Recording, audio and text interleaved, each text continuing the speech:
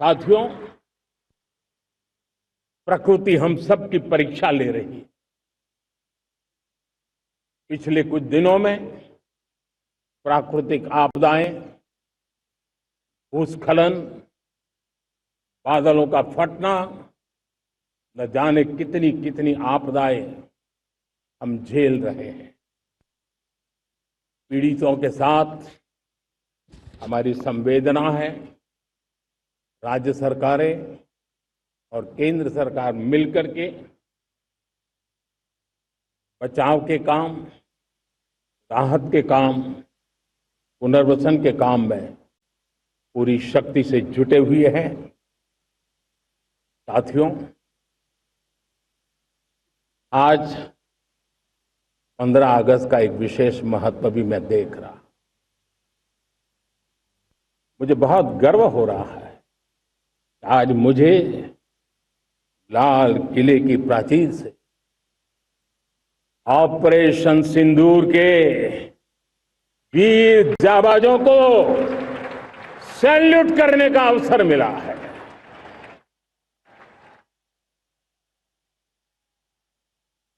हमारे वीर जाबाज सैनिकों ने दुश्मनों को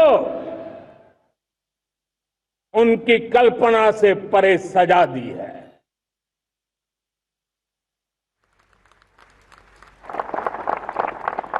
इस अपील को पहलगाम में सीमा पार से आतंकियों ने आकर के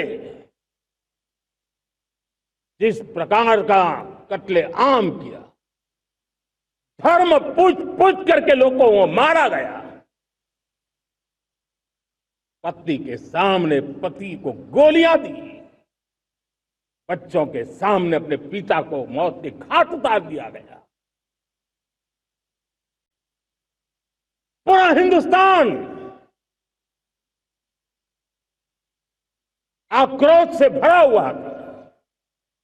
पूरा विश्व भी इस प्रकार से संहार से चौंक गया था। मेरे प्यारे देशवासियों, ऑपरेशन सिंदूर उसी आक्रोश की अभिव्यक्ति है।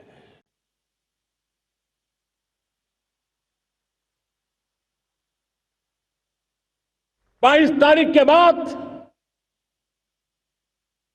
हमने हमारे सेना को खुली छूट दे दी। रणनीति वो तय करे, लक्ष्य वो तय करे,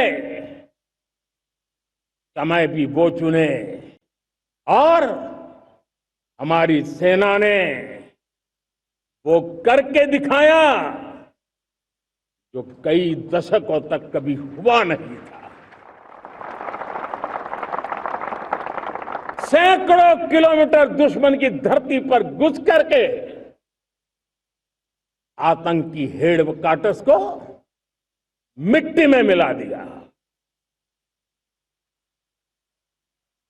आतंकी इमारतों को खंडहर बना दिया।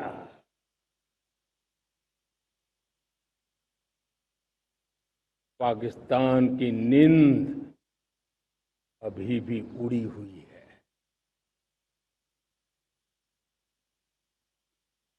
पाकिस्तान में हुई तबाही इतनी बड़ी है कि रोज नए नए खुलासे हो रहे हैं, नई नई जानकारियां आ रही हैं। मेरे प्यारे देशवासियों, हमारा देश कई दशकों से आतंक को झेलता आया हुआ है। देश के सीने को छलनी कर दिया गया है। अब हमने एक न्यू नॉर्मल प्रस्थापित किया। आतंक को और आतंकी को पालने पोसने वालों को,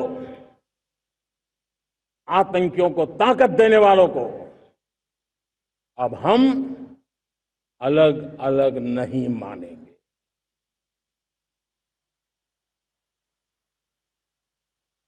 वो मानवता के समान दुश्मन है। उनके बीच कोई फर्क नहीं है। अब भारत ने तय कर लिया है कि न्यूक्लियर की धमकियों को अब हम सहने वाले नहीं हैं। न्यूक्लियर ब्लैकमेल लंबे अरसे से चलाया, अब वो ब्लैकमेल नहीं सहा जाएगा।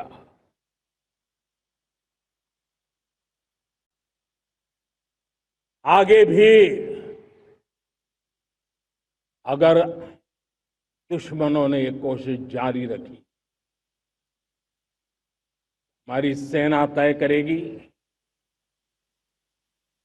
सेना की शर्तों पर, सेना जो समय निर्धारित करे उस समय पर,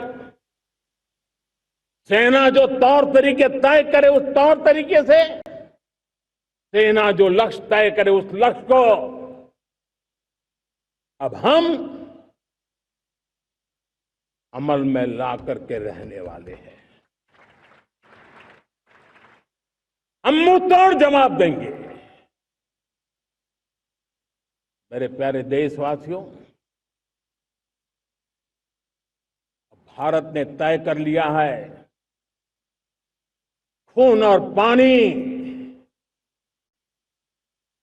एक साथ नहीं बहेंगे।